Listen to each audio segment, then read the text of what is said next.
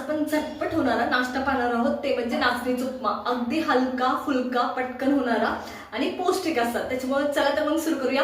या उन्हाळ्यात फक्त नाचणीचं आंबील खायचं नाही तर उपमा पण आपण नाही का नाचणीचं उपमा बनवतोय. आणि त्याच्यासाठी मी तेल घेतले. तेल व्यवस्थित गरम झाले त्या टायमाला मी याच्यात जिरी टाकतेय, मोहरी पण टाकायची आहे.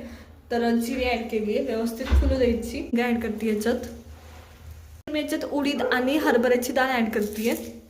व्यवस्थित ब्राऊन होऊ द्यायची, जरा थोडीशी किंचितशी, खूप जास्त पण करपवायची नाही, हे लक्षात घ्या. डाळ व्यवस्थित परतले गेले त्या टायमाला मी ह्याच्यात शेंगदाणे ऍड करते. शेंगदाणे पण व्यवस्थित फुलू द्यायचे. त्याच्यानंतर मी याच्यात कढीपत्ता ऍड करते.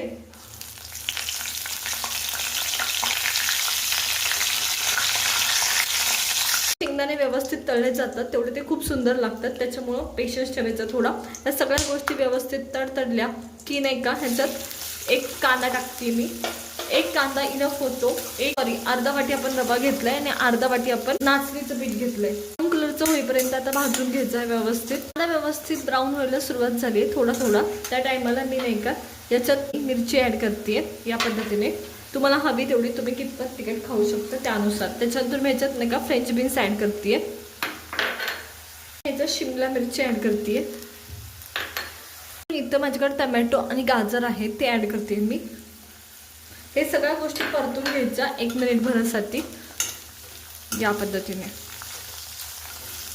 सगळ्या गोष्टी मिनिट भरासाठी परतल्या की त्याच्यानंतर मी याच्यात पाणी ऍड करते. तुमचा रवा आणि तुमचं नाचणीचं पीठ मिळून 1 वाटी आहे तर तुम्हाला कमीत कमी 3 ते 3.5 वाटी पाणी वापरावं लागणार आहे याच्यासाठी. तर मी इथं हे पाणी ऍड केले. उकळी येऊ द्यायची पाण्याला व्यवस्थित. हा पाण्याला एकदम खळखळती उकळी येत आहे त्या टायमाला गॅस बारीक करायचा आणि याच्यात नाही का चवीनुसार मीठ ऍड करायचं. या पद्धतीने हे सगळं हलवून घ्यायचं परत एकदा व्यवस्थित. त्याच्यानंतर गरजेनुसार कोथिंबीर तुम्हाला आवडीनुसार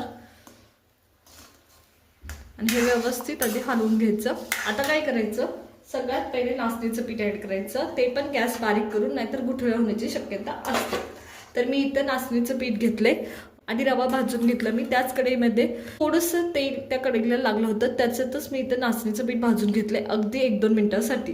ते ऍड करते इथे. आणि एक पण गुठळी होऊ द्यायची नाही, त्याच्यासाठी खालून ना तुमचा हात सारखा हालता असला पाहिजे, हे लक्षात घ्या. तर थोडं थोडं ऍड करायचं आणि हलवून घ्यायचं कंटिन्युअसली. या पद्धतीने अजिबात गुठळी होऊ द्यायची नाही, नाहीतर व्यवस्थित शिजली जात नाही राखी म्हणजे नाचणी, हे लक्षात घ्या. गुठळ्या मोडून टाकायच्या सगळ्या. असं नाचणीचं पीठ ऍड करून झालंय. आता रवा घ्यायचा. रवा सुद्धा सेम सिच्युएशनमध्ये हलवत हलवत मिक्स करायचा. तर इथं मी हा रवा घेतलाय आणि रवा सुद्धा सेम हलवत हलवत मिक्स करून घ्यायचा.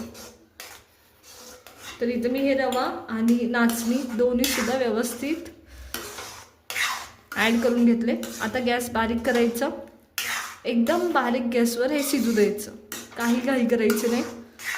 आणि झाकून घ्यायचं. पूर्ण तुमचा रवा आणि नाचणीचं पीठ व्यवस्थित मिक्स झालं की. तर चला वाफवून घ्या. अगदी 5 मिनिटात वाफवून होते आणि पटकन ही रेसिपी होते, त्याच्यामुळे नक्की करून पहा. 5 मिनिटं झालेत, उघडून पाहूया कसं झालंय आपला उपमा. तर पहा, अप्रतिम असं झालंय. खूप छान सुवास येतोय. आणि एकदा हे सगळं मिक्स करायचं आणि थोडासा हा लपलपीत असावा, खूप जास्त कोरडा नको, हे लक्षात घ्या.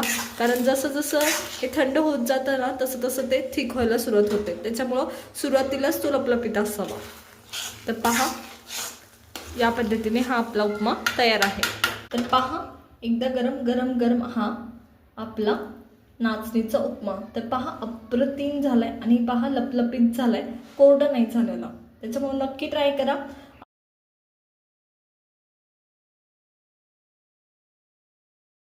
तयार आहे एकदम झटपट असा आपला हा नाचणीचा उपमा. तो पण अगदी 5 मिनिटात आणि फुल प्रोटीननी भरलेला, म्हणजे फुल हेल्दी असलेला. त्याच्यामुळे नक्की ट्राय करा. आवडला असेल तर लाईक करा, शेअर करा आणि सबस्क्राईब करा.